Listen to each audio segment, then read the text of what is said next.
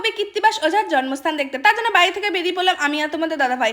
Highway ধরে চলে আসলাম ফুলিয়ার কৃত্তিবাস স্মৃতিতরণে। আর এখানেই কিন্তু মহাকবি কৃত্তিবাস জন্মগ্রহণ করেছিলেন। আর আমি কিন্তু সেখানেই দাঁড়িয়ে রয়েছি। আর এই দেখো আমি এখন দাঁড়িয়ে রয়েছি বটবৃক্ষের নিচে, যেখানে বসে মহাকবি কৃত্তিবাস ওঝা বাংলায় অনুবাদ করেছিলেন আমাদের রামায়ণ। আর এই যে তার স্মৃতিতরণ রয়েছে, আর এই যে একটা ঘর, এই ঘরের মধ্যে কিন্তু মহাকবি কৃত্তিবাস ওঝার ভাবমূর্তি। আর তাছাড়াও রয়েছে মহাকবি কৃত্তিবাসের পাশে বজরংবলী, রাধাকৃষ্ণ, আরেকটা কি ঠাকুর ছিল বুঝতে পারিনি, যাই হোক। তারপরে কি রয়েছে আমি কৃত্তিবাস কূপে, আর এখান থেকে কিন্তু মহাকবি কৃত্তিবাস জলপান করতে। তারপরে চলে আসলাম ঠাকুর হরিদাস পালের ভজন পিঠে, মানে ভজন পাঠ করা হয় এখানে। আর এই দেখো এখানেই কিন্তু রয়েছে ঠাকুর হরিদাস পাল এবং অন্যান্য দেবদেবীগণ। আর এখানেই কিন্তু সেই মহাকবি কৃত্তিবাসের সমাধি দেওয়া হয়েছিল। তো সেখান থেকে দেখে আমি আবার চলে আসলাম শান্তিপুর মাসি শাশুড়ি বাড়িতে। আর এখানে এসে দেখি ষষ্ঠী পুজোর আয়োজন করা হচ্ছে, আর পুচকর মা কিন্তু বসে পড়েছে পুজোর জন্য। তো যাই হোক আমি পুজোটা দেখতে থাকি, আর তোমরা আমার মিনি ব্লগ দেখার জন্য আর আমার চ্যানেলটা সাবস্ক্রাইব করতে থাকো।